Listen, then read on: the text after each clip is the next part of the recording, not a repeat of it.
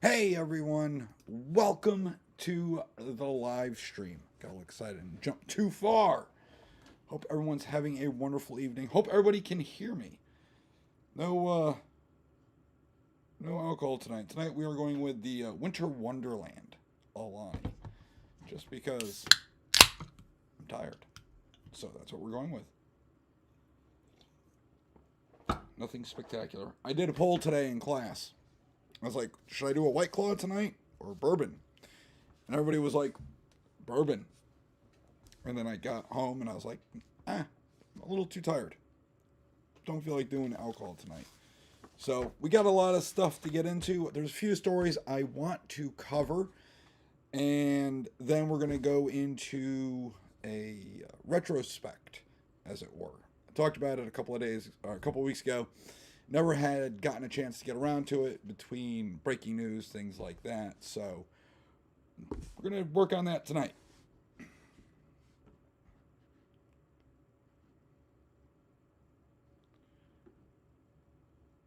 Just looking at my alternate screen, making sure everything is up and running.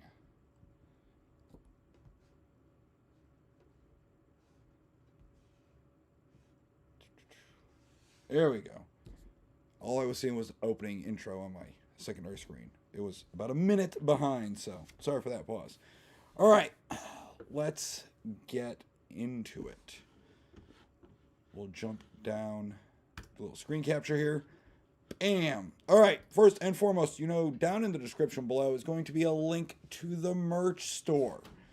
And if it's a little too dark, let me know. I'll turn some more lights on, but right now I just have a lot of the lights turned down. So, usual merch in there. Connecticut flag upside down, the Navy way, Guns and Coffee, FAFO, Guns and Ammo, and of course, Freedom Through Violence, which is America's 250th birthday shirt.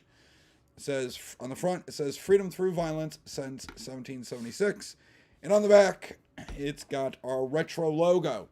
So if you want to support the channel, pick up some merch. It goes a long way. And you know what? It doesn't cost you any money. Just liking the video, sharing it with everybody you know. And if you haven't already, subscribe to the channel. It goes a long way. Definitely get in the chat. It will help boost the algorithm and get this video out to more people. Of course, if you need to get a hold of me any other way, just go to the website and you can shoot me a message, which is the easiest way to get a hold of me. I do reply in a day or two. It's how most people go back and forth with me unless they send some sort of direct message via Facebook, Instagram, etc. It's at Gun Guru Actual. And of course, we list YouTube channel, Rumble, BitChute, Greyhive, and Odyssey. So God forbid you can ever find me on YouTube for some reason, like if it were to get nuked. Here are the backups. And we'll actually be diving into some of those here later on. Of course, if you need a pistol permit course, whether it be for Connecticut or a multi-state course, which would be Utah, Florida, or Massachusetts, click on that, and it's going to take you to Lock and Load's website, and you can sign up for one of the classes. If you're doing Connecticut or Utah, I will be your instructor, okay?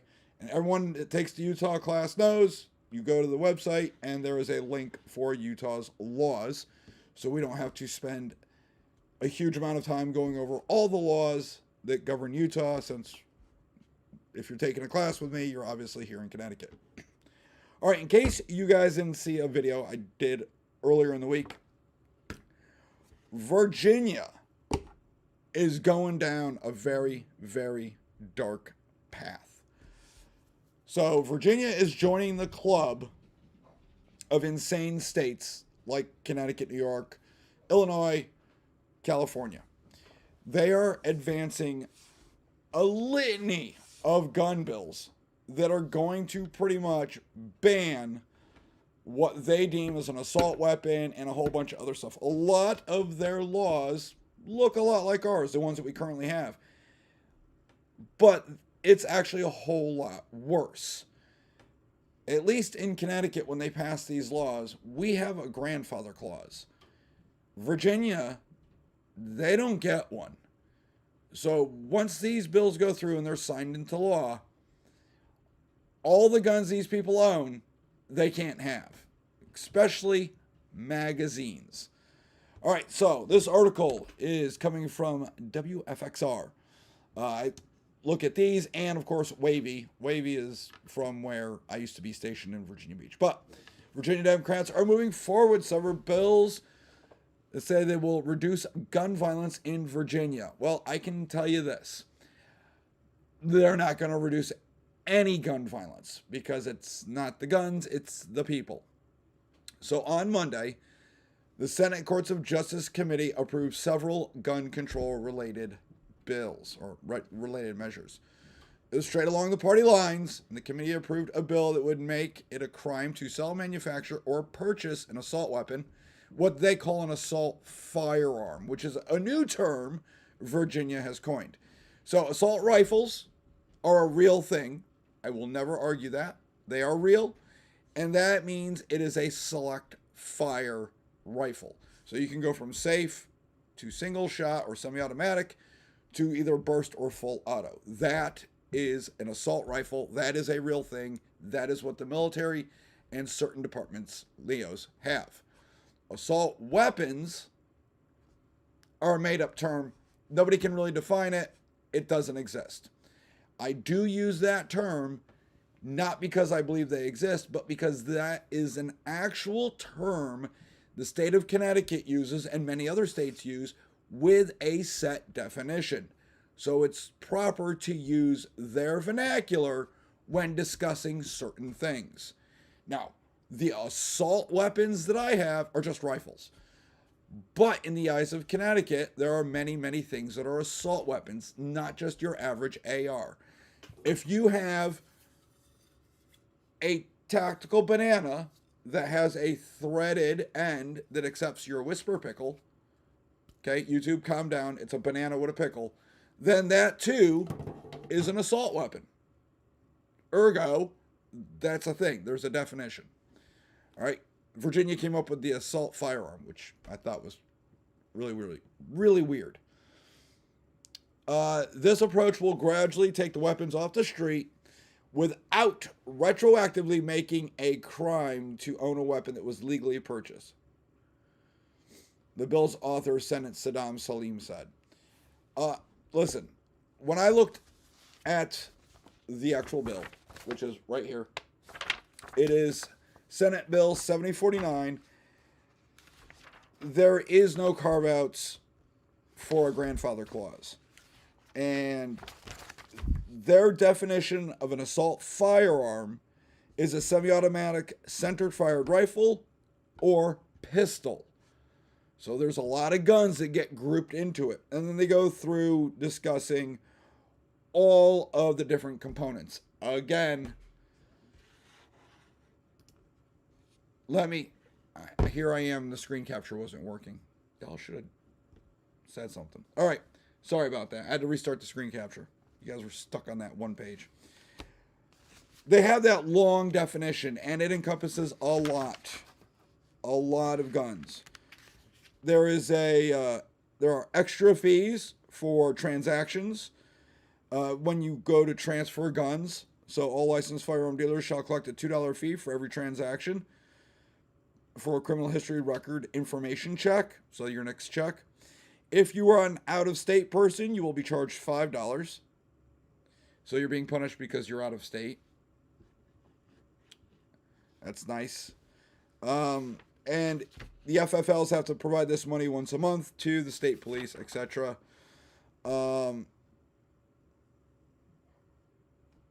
They have in here, except for provided in a subdivision 1 and 2, it's unlawful for any person who is not a licensed firearms dealer to purchase more than one handgun within a 30-day period. That's in here. That's starts at line 386.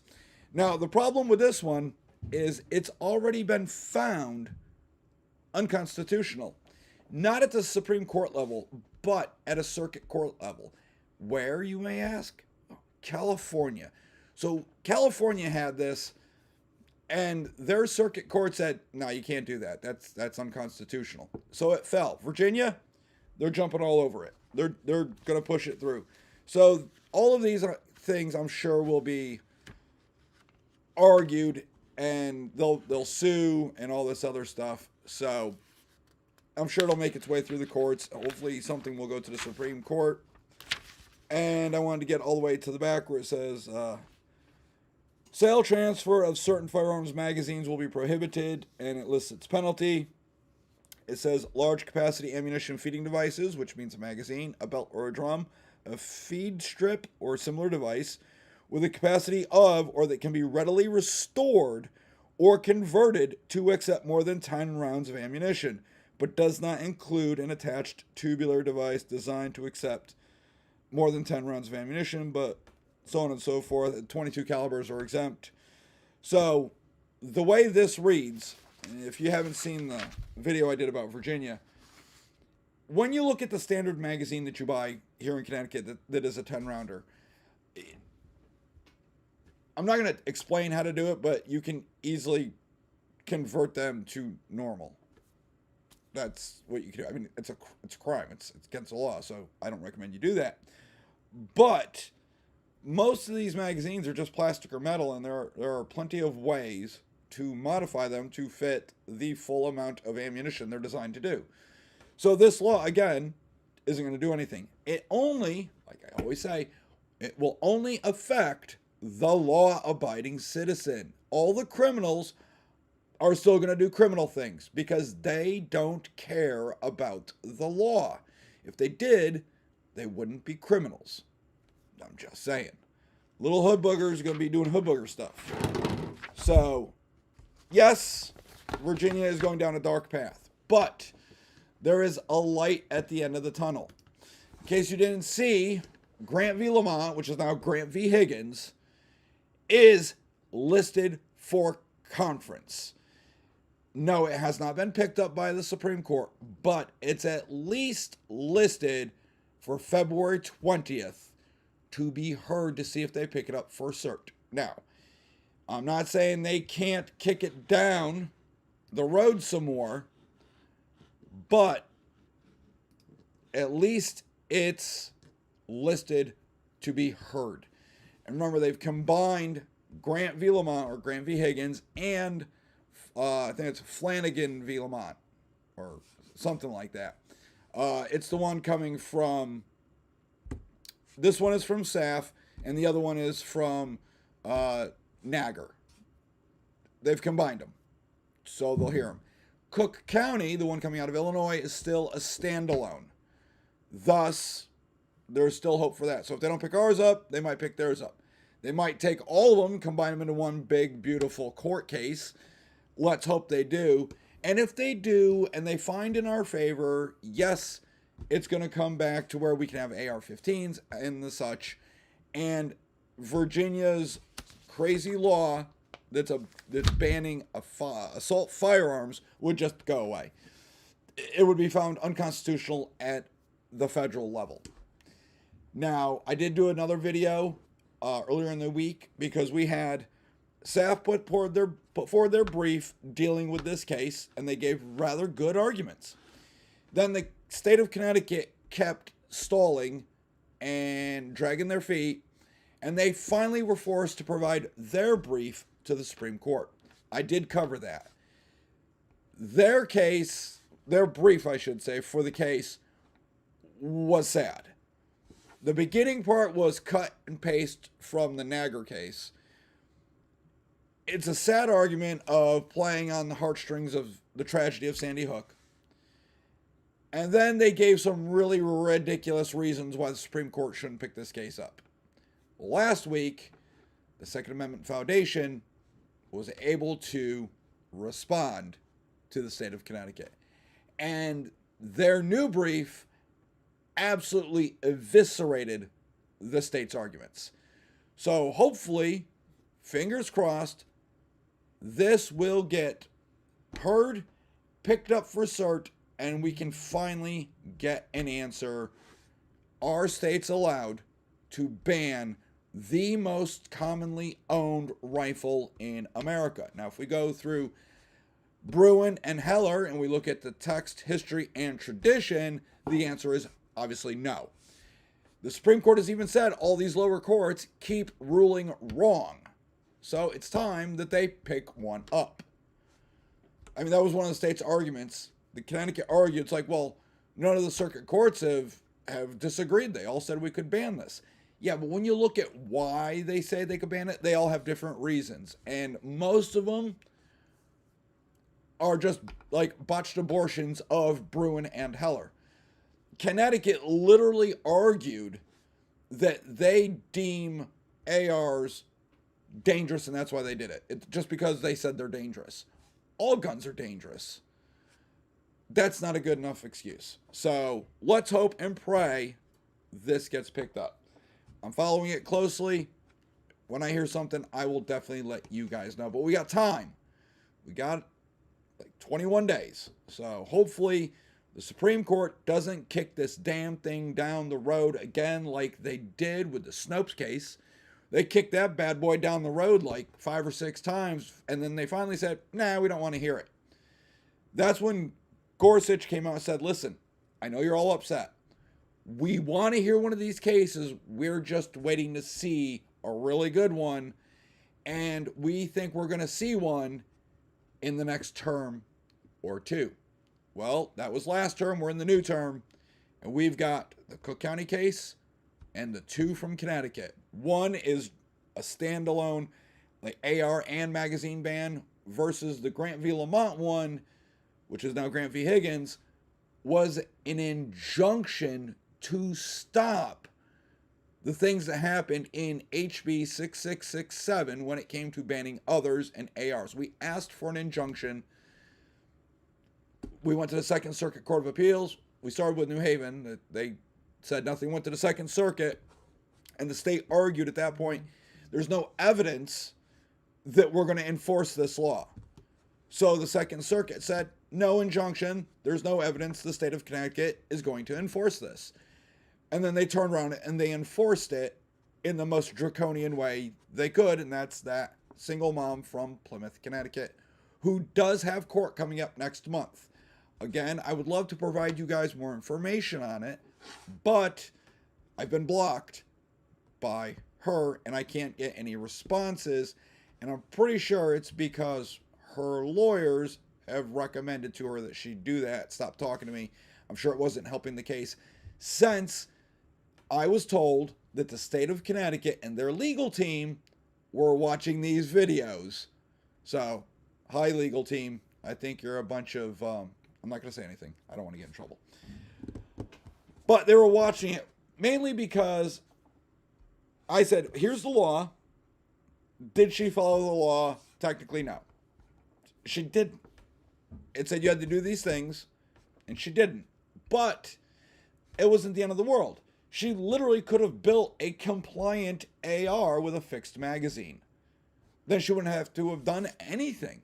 And until that firearm was completed, it really wasn't anything, because you could do a lot of things with it. That's why you can still buy stripped lowers in Connecticut, because you can do a lot of things with it, including building a compliant AR. Thus, you can still buy them today. They are perfectly legal. Now, you can't take a stripped lower that you buy for $100 at your local FFL and then go build some wild gun. It's got to be state compliant. And then you don't have to register it because it's state compliant with a fixed magazine and such. So, I know what you're thinking. Like, well, how did she get hemmed up? Well, it's simple. The police arrested her and couldn't figure out how to charge her because of what I just said. She could have built something compliant. So the judge ordered her, or ordered the PD to finish building the gun, and they built an illegal gun, thus charging her, etc. So she's getting a raw deal on that one. When I know something, I'll let you guys know. As of right now, I don't know anything. I do get updates from the Vine system, which is the victim network thing that the state uses to inform people who are tracking cases and such. Now, we've got all these gun laws getting passed in Virginia. Connecticut's got a litany of gun laws that are unconstitutional. Yet, I'm not sure if you guys saw this.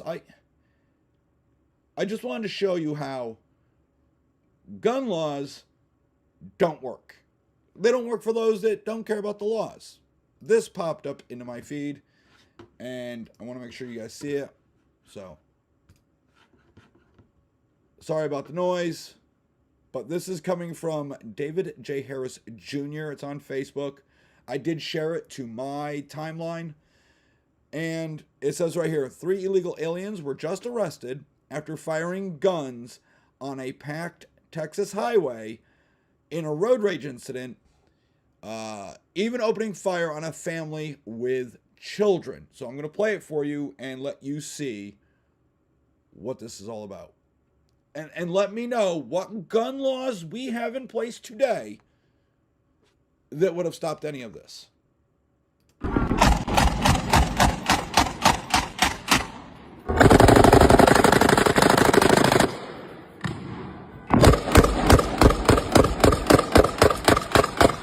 I'm pretty sure that one gun sounded like it was full auto. Now, it could be an FRT. I don't think it was a bump stock. But if it was a straight full auto, those are already illegal. Just driving down the road, popping rounds off.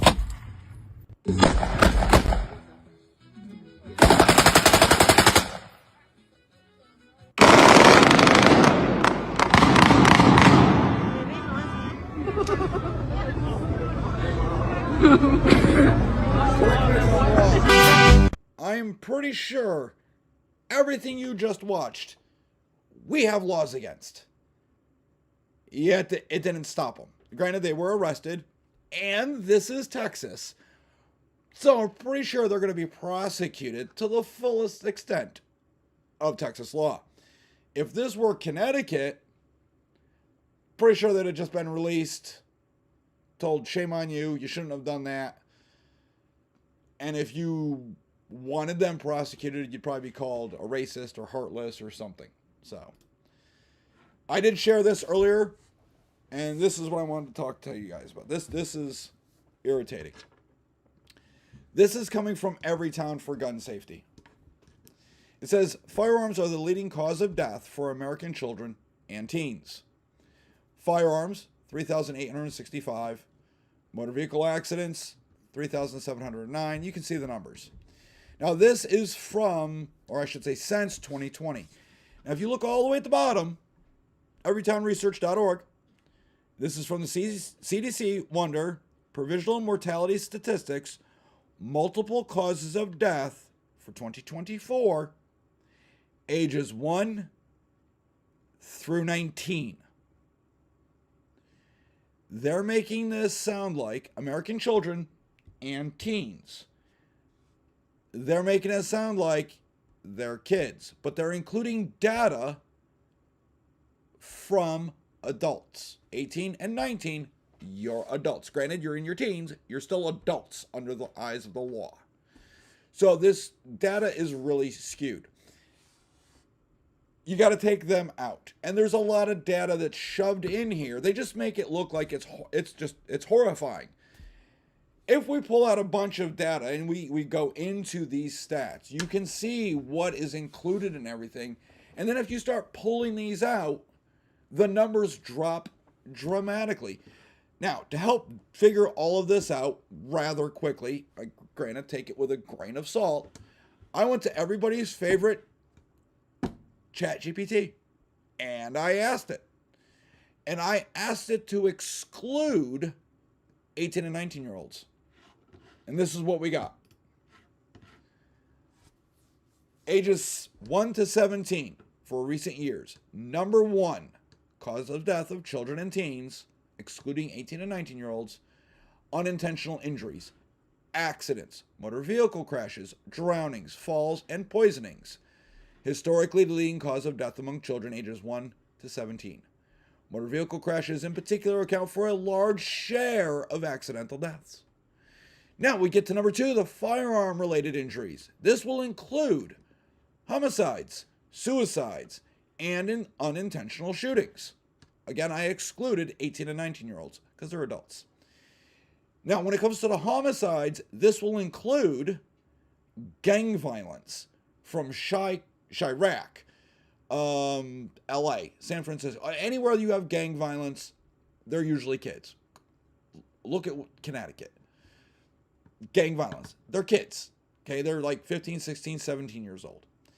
All that data is included in this.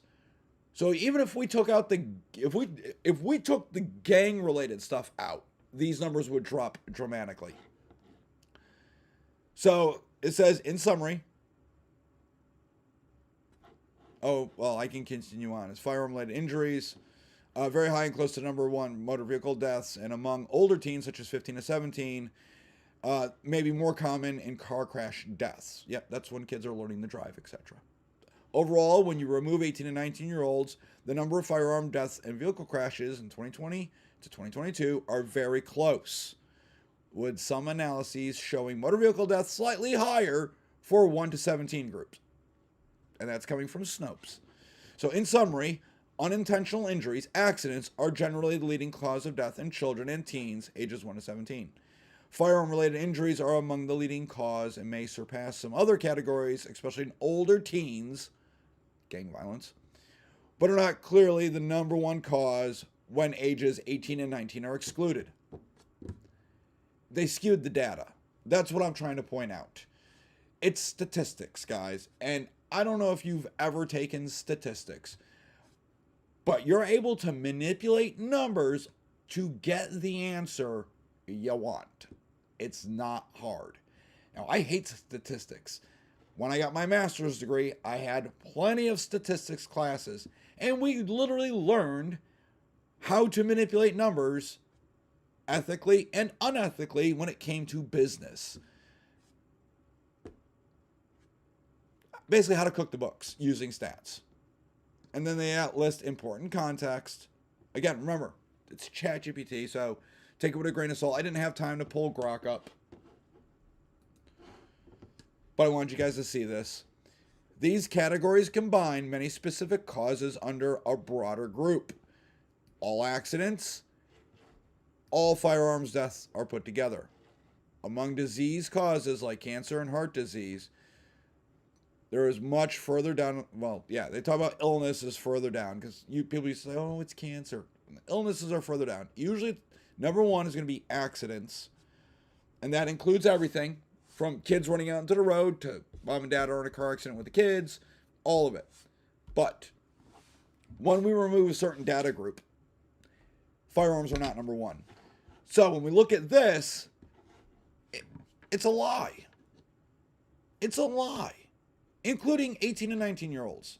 Yeah, they're teens, technically, but they're adults in the eyes of the law. But this is making it sound like, again, it's kids. You know, your elementary school kids, and they're alluding to, you know, school violence, which is absolutely insane. So I thought you guys would get a kick out of that. Yep. So when you see things like that, Lori, just go to ChatGPT and plug it in. And I even asked for counts 1 through 17, ages 1 to 17, and it breaks it all down. Leading cause 2,526, motor vehicles 2,240, cancer, blah blah blah, and it gives you little graphs and all that. Point is, it is not number one. You can see my question. What is the leading cause of death in children and teens? And it gives you that, roughly ages 1 to 19. And then I said, pull that out. Pull those numbers out. That age group. Move it out. And it did. And right here. Exclude 18 and 19-year-olds. Remove all 18 and 19-year-olds. Right there. And it did. And then we get this. So that's more in line with what we usually see. Again, it includes accidents. So people who don't store their firearms properly, don't train their children, things like that. Those are accidents. They happen. It includes homicides, which is going to be your gang violence, your casualties of gang violence. So third parties where two rival gangs are shooting each other and they take out some innocent parties in a neighborhood. It includes suicides, which are bad, but there has been a huge uptick in that when it comes to looking at the transgenders and all that stuff. I'm sure because I said the magic word, YouTube's going to nuke this. It's going to remove my ads and all that. So get in super chats, guys. Just this is probably going to get demonetized. Oh. I'm going to come back to this. Before I jump into the next thing, I don't know where I shared it to. If I shared it to myself. But I wanted to look at something. And I'm not sure if I shared it. Yeah, I did share it. So let me just pull this up.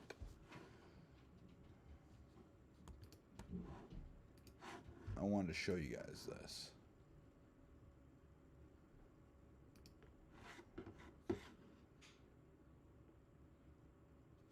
Let's see. I just got to plug it in. I had to copy it.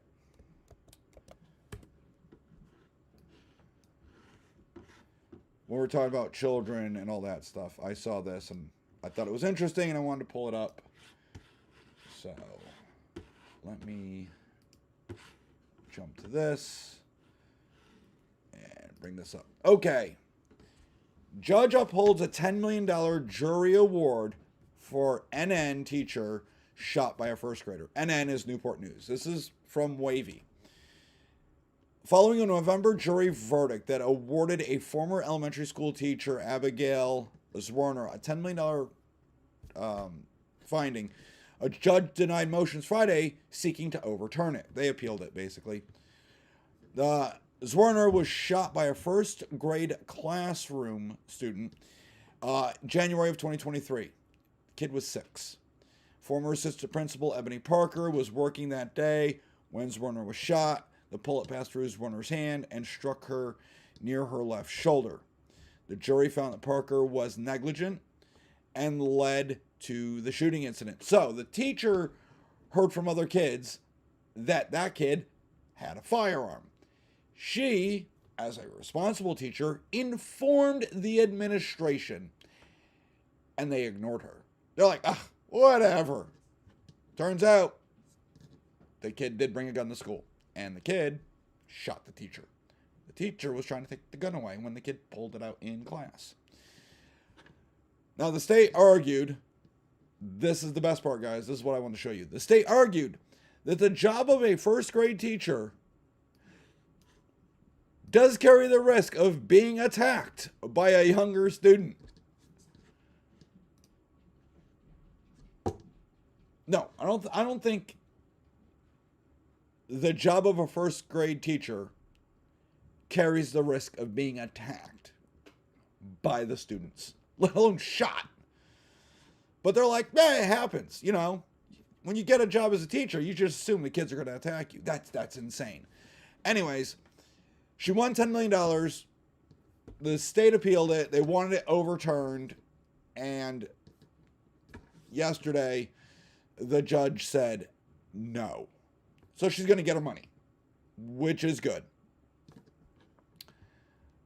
I don't think she's teaching anymore, but for all these people that are screaming about keeping our children safe, you know, the teacher says something to the principal, vice principal, etc., and they ignore. It's kind of like that whole zero bullying policy. It's a bunch of crap. It's bullshit. I know it's bullshit because when my son was in school, when Guru Jr. was a young whippersnapper, we're going all the way back to elementary school, he had a bully. And we went to the school and we tried to discuss it with them, and the principal said we're handling it, and it never got handled. We're like, what about this this 0% tolerance policy? Like, if you're a bully, kids are gone. And they're like, yep, that's what it is. We have zero tolerance. Yet, day in and day out, this kid was relentless. And we kept telling the school, and we're like, listen, at some point, it's going to get to the point to where Guru Jr. snaps and retaliates against the kid. And they're like, is that a threat? I was like, no, it's a promise, because that's what's going to happen. And it did. It got to a point, and then things happened, and it, it went blow for blow. We told the school. They didn't listen, and they didn't do anything. Turns out that if they took a child like that, the bully, and suspend them because of bullying, it gets reported. And the more these get reported, it's like the less money they get from the government. So a lot of these get swept under the rug. A lot of these get ignored because they don't want to hurt their standing or their money by actually reporting a lot of things like fights, bullying. It even goes all the way up to the university level where they're not reporting grapes and things like that because they want their numbers to look good to the federal government. And that's a problem. So if you guys got young kids in school or kids that are about to be in school at some point, as a parent, I would recommend you keep your eyes on the whole thing and be your child's advocate, because kids can be little assholes at times. All right, as I promised, I wanted to do a quick retrospect. And I personally think it's going to be fun. All right, in case you guys didn't know, a long time ago, there was another channel out there that had moi on it. I was on this channel. Now, I'm not advocating that you go watch this channel. I'm just saying most of these videos are available on BitChute and Rumble. But some are not, because by the time those were created as backups, unfortunately, a lot of the legacy videos on this were already gone. So here you go. Look at that. 5 years ago. I've been at this a while. Now, there's a lot of good videos in here. A lot more gun-related stuff outside of laws and like current politics, things like that. Just because I had that range at my disposal and I was able to give really cool gun reviews. This is the first video right here. It's got 3.1K views 5 years ago. It is a look at the Glock 43X. This is literally my first YouTube video ever. And it's abysmal. I'm serious. It's just, I had no idea what I was doing. It's only 3 minutes long. But, hey, that's pretty good. And then, we did a full tour of BTR. And I can't recommend you go there. I mean, they are the largest outdoor gun range, and it's about the only one. But, honestly, I'm not even welcome there anymore. So, I'm not going to recommend them. I'm going to badmouth them, but I'm not going to recommend them. If you guys want to go shooting, you want a decent range, go to Wolf's in Bristol. Under new ownership, they're cleaning up Wolf's. So if you haven't been there in a while, it looks very different. And just go there. Go support them, because they support us here on this channel. Here's an old video 5 years ago, the Connecticut Other. And what goes into the Connecticut Other. There's cheap training videos. Got a free magazine in the mail. This was a novel magazine, since our magazines are limited to 10 here in Connecticut and various other states. This is basically 2 magazines stacked on top of each other, and when you want to reload, you pull the magazine out, turn it over, and plug it back in. So you had 10 on top, 10 on bottom. It was a novel idea. They did break apart, separate, and then they were just your little 10 rounders, but you could extend them out. Again, though, it were only 10 rounders, and then you could just rapidly swap your mag over. So it was a thing. They're expensive, though. I think they're like $40 a piece. This video right here, does size matter? These are tiny little half-size 12-gauge shotgun shells. You can fit twice as many in a magazine tube on your shotgun. Not a lot of power in them, but they were something good for home defense. I thought it was a pretty neat thing. Mounting an optic, kind of go over that if you don't know how to mount an optic, and it goes into zeroing, things like that. Cleaning your ARs, there's a thing there. Reflex sight versus variable optic, or LPVO, low powered variable optic, pretty good. Video about USCCA. So 5 years ago, I was working with USCCA, been a USCCA instructor forever and a day.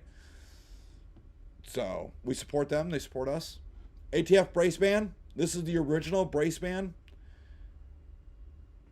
that was a rumor, and I got in trouble for talking about it. And I was like, people really should know. Got in trouble for it. Got my ass chewed. Turns out I was right, because later down the road, ATF went buck wild, and that's when we all had to register our others and do our Form 1s. Flashlights. This was the Firefield Charge. It was like a green laser light flashlight. Actually, I think I used to have it floating around here somewhere. I don't know what I did with it. It was broken because I broke it.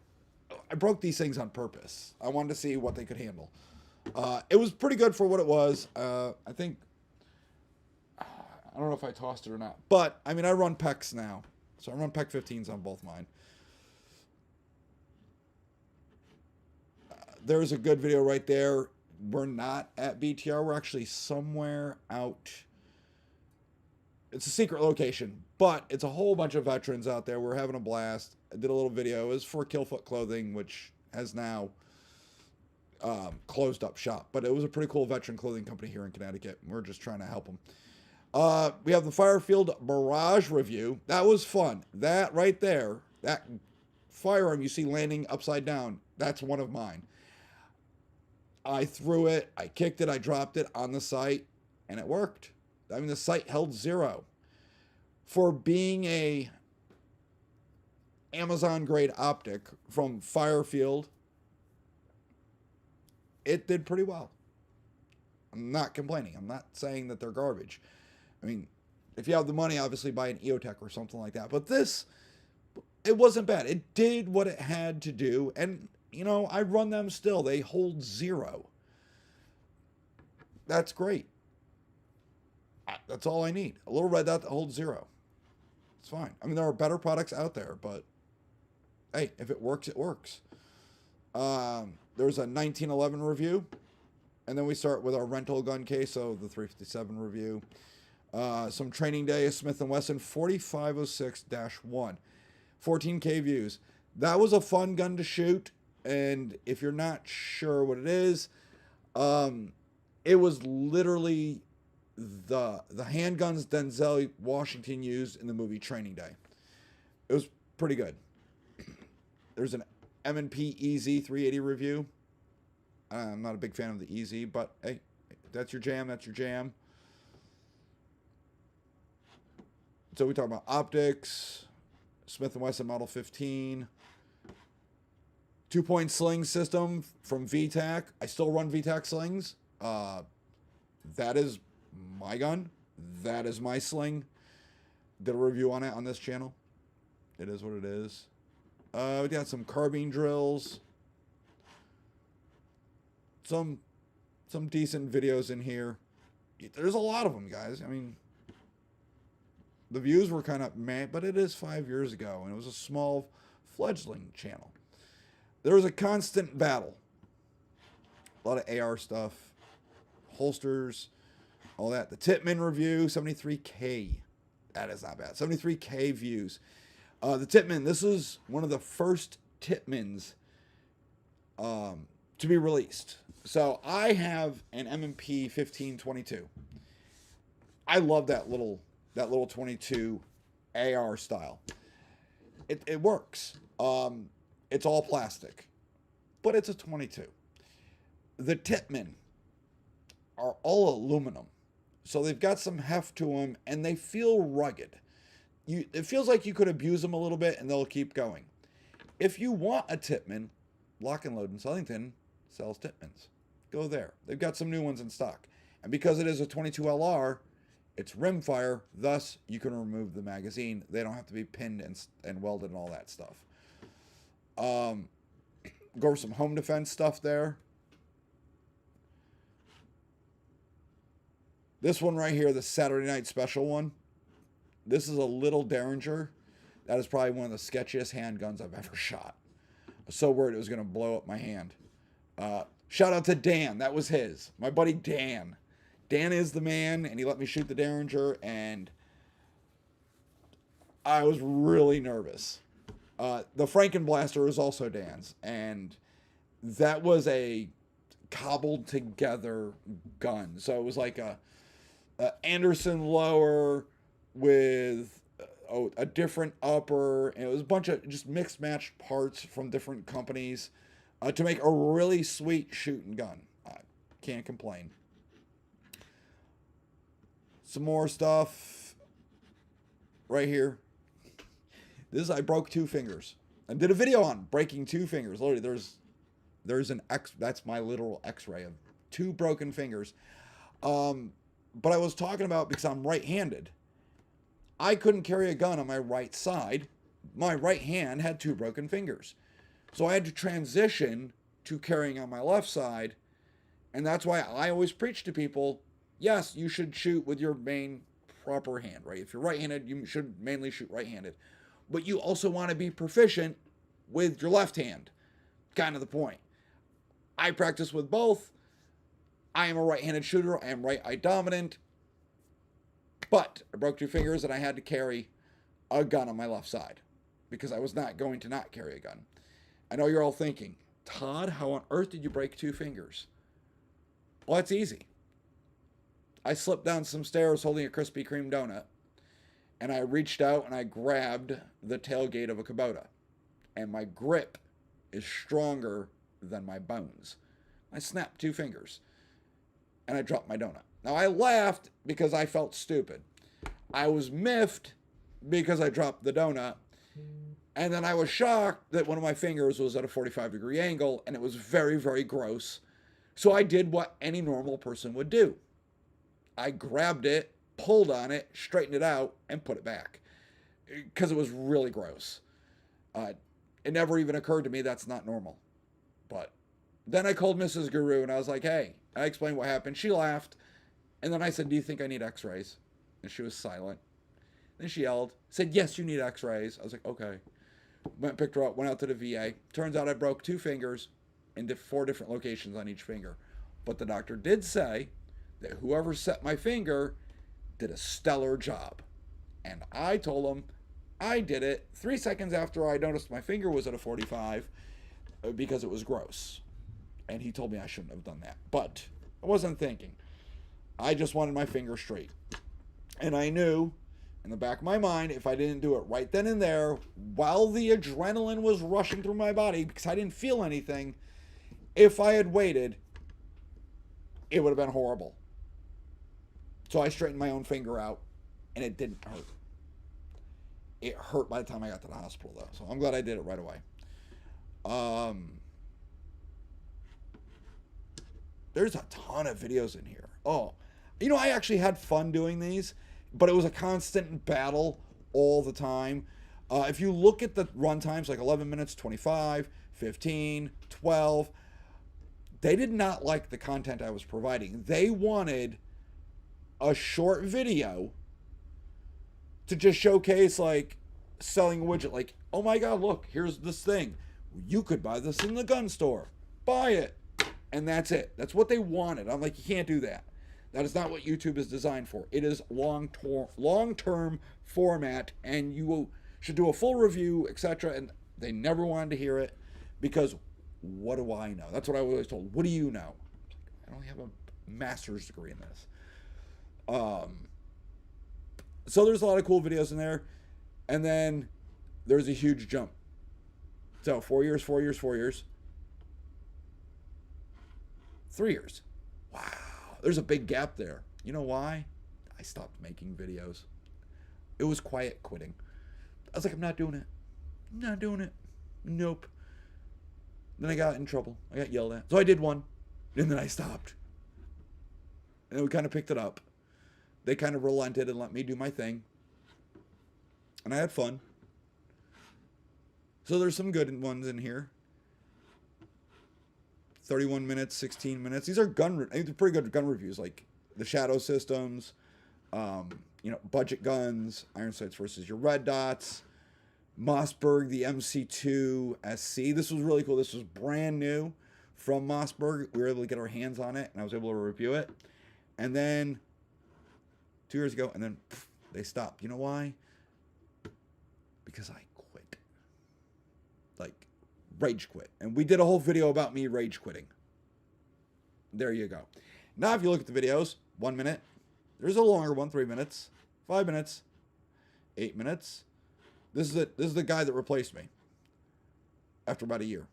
And now they're down to 46 seconds, 46 seconds, 38 seconds, 30 seconds, 31 views.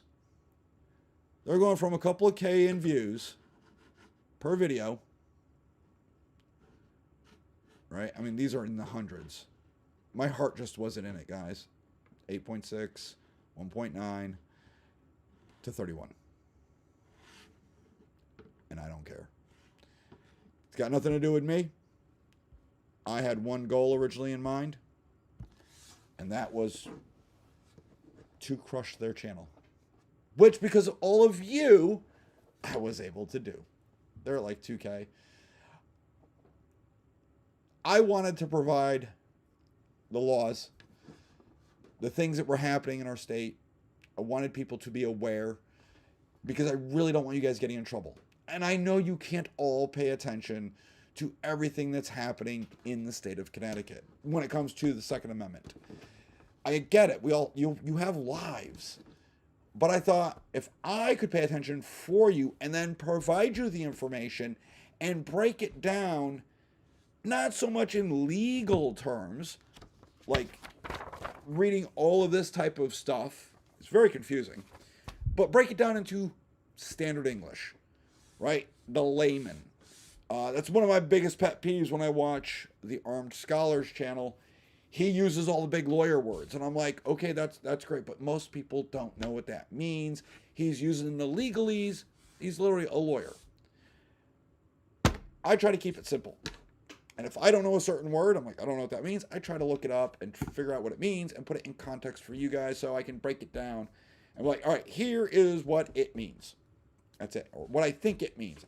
Again, I could be wrong. And that's why I rely on you guys to correct me at times in the comment section. I have no problems with that. And that brings me to something I was kicking around before we get into chats.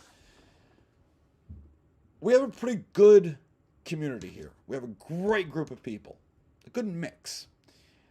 And I have no idea what to call you guys. When we watch other channels, this is just a thought that's bugging me. We watched Demolition Ranch before Matt retired, and you had the Demolitia. You watch Angry Cops. You guys are just a bunch of weirdos. That's what he calls y'all.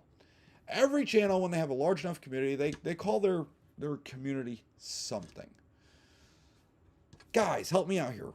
What are we? I asked ChatGPT to come up with names, and they came up with some weird names. I'm like, I am not referring to our community as those things. I thought it was funny. So, guys, think about it. Feel free, throw it in the chat, or you can throw them in the comment section in other videos. So, we got about 4 minutes left. Let's jump over to it. Unfortunately, I think, my mouse died. So let's get into the chat. All right, we're scrolling to the top. Hopefully it doesn't jump. Viking Queen. Good evening, Mr. Guru. Good evening, Viking Queen. Robert Cochran. I saw you pop in, sir, right when I was setting everything up. He says, hello, everyone. Eric Borden. Hello, Guru Clan. Yes, I like that. Guru Clan. That sounds dirty, though. Clan. Clan's got such a bad context to it. It's working. What up, fellow behind the enemy liners? Holy Shit, guys, literally, that was like the last thought I had of what to call our community, and you guys are already giving me names. That is funny. Yeah, we are behind the enemy line. We are. It's the nutmeg curtain. It's not an iron curtain. We're behind the nutmeg curtain. Devlin says, "Woo! Finally home at showtime here. First time in weeks. How's it going for everyone?" And then JoJo 8.6 gives a thumbs up, a little salute, and a little prayer. Jay says, "Good evening." Good evening, sir. Papa Chulo's Bert. Yes.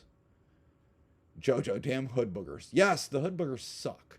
Speaking of hood boogers, remember last week, the live show, I talked about, hey, my truck got broken into, and they stole a gun safe that was empty, except for the little sign that says, "Fuck you," taped inside. We talked to the detective. They have a good idea who these kids are. They're juveniles. They have pretty good footage. They were able to track where they came from and all that. And unfortunately, a couple of blocks away, somebody did lose a firearm from their vehicle. I'm bringing it up because now we've got this gun out there in the ether.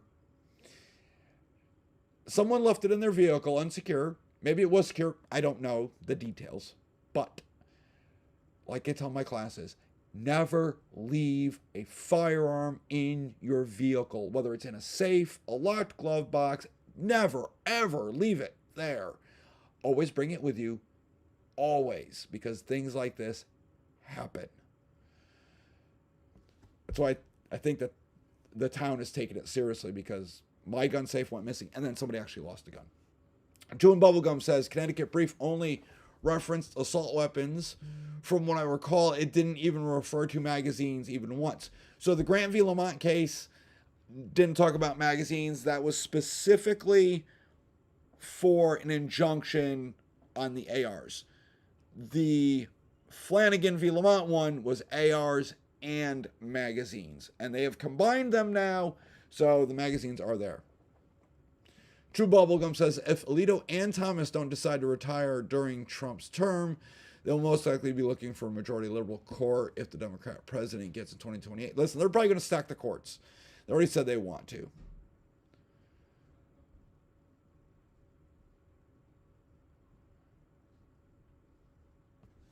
Jared Borton, bullying is healthy. I got bullied. It made me a better man. Listen, I have to agree, a certain amount of bullying can be healthy. But it's not healthy when the schools teach your children that they can't stand up for themselves, they can't fight back, and if they do, they're going to get into trouble. Basically, they can't defend themselves.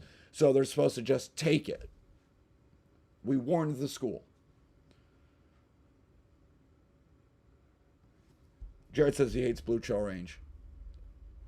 You and me both. It's a nice range, but yeah, I hate mentioning. See, working there though, I had the ability to go down to the other range, which is wide open. It's a flat range. So if you guys ever do any training from my events page on Facebook, whether it be like Black Sheep, Patriot Performance, things like that,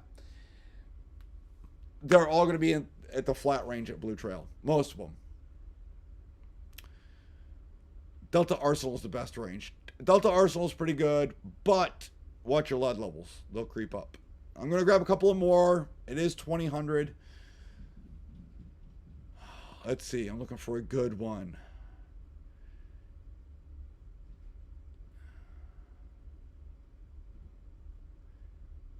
We're putting them in martial arts. Yes. Hey, listen. Jiu-jitsu. I think all kids should learn jiu-jitsu. If your kid's getting bullied, put them in jiu-jitsu. It'll teach them how to handle themselves. And you know what? If they know how to handle themselves with their hands, they're less likely to use a firearm. That's why I think all police officers should be mandatory they learn jiu-jitsu. This way they can go hands-on with criminals and they don't resort to using a firearm that rapidly.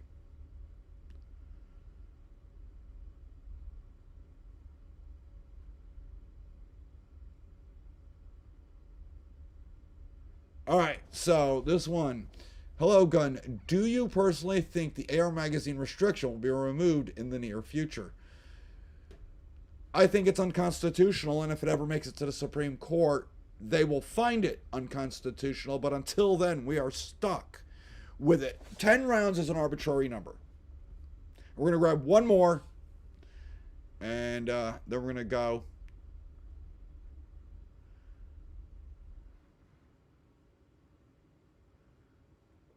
Laura Kelly 840. Ha ha ha ha. Todd isn't allowed near the Kubota anymore, or donuts for that matter. That's the last one. I thought that was funny. Yeah, no. I avoid the back of the Kubota. And I don't eat donuts anymore. So they're not good for you. Full of sugar and whatnot. All right, guys. It is slightly past 2000. We went a little over. Instead of watching this, go spend time with your family. Go pat your kids on the head. Go relax. Go enjoy your weekend. And I'll see all of you guys in the next video. Be safe out there, guys.